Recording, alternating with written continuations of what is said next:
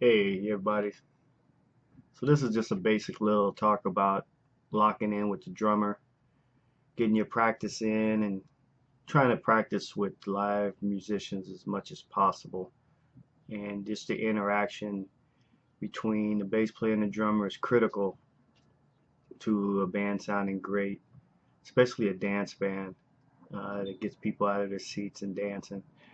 And when you're playing clubs and weddings and casinos and things like that, it's important to get the people out of their seats dancing.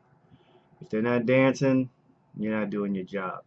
So, especially if you're in a dance band, classic rock, R&B, hip hop, dance, music, bass and drums is critical to getting those people out of their seats. So it's important that you lock in with your drummer. And it's nothing that like that feeling of being in a band and looking up and seeing the crowd getting into your music, dancing around, everybody having a good time, you locking in with your drummer, everybody's grooving on stage, everything sounding tight.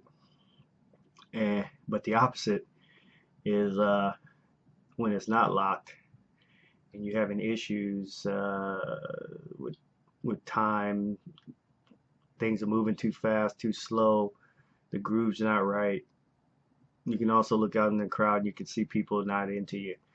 They're sitting around talking, not paying attention to the band, and that is just opposite feeling. That is like one of the worst feelings that you can have as a musician, knowing that you're playing and you're doing your thing and nobody's feeling you. So it's important as a bass player to make sure you practice, preferably with a live drummer.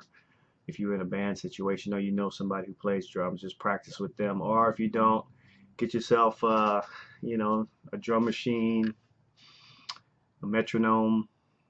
If you have an iPad or iPhone, get yourself some of those drummer apps, those drum machine apps, some metronome apps, and work on your time and play different time signatures and play along with some of the songs you like too. That's another good way to practice along with the at least you're practicing along with the record, so you're staying in time with them, and it also train your ear, especially if you learn the bass line to these cover songs and you work on those.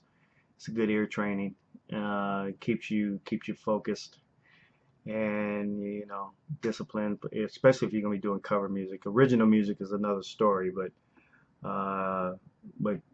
original music, cover music, you gotta lock in with the drummer no matter what. So that's the main role of a bass player is setting that foundation with the drummer and making things move and groove. So that's the whole purpose. The soloing, the all the technique stuff is great when you're soloing or playing by yourself, but you don't have many opportunities to do that. So your main role is to be playing in a group situation with drummer, guitarist, keyboard player, vocalist, that kind of thing. So everybody knows when the drummer and the bass player are locked because everything sounds great. But everybody knows too when it's not sounding great and it sounds like you know what, and people aren't feeling you. And so practice along with that drum machine, metronome, drum app, live drummer.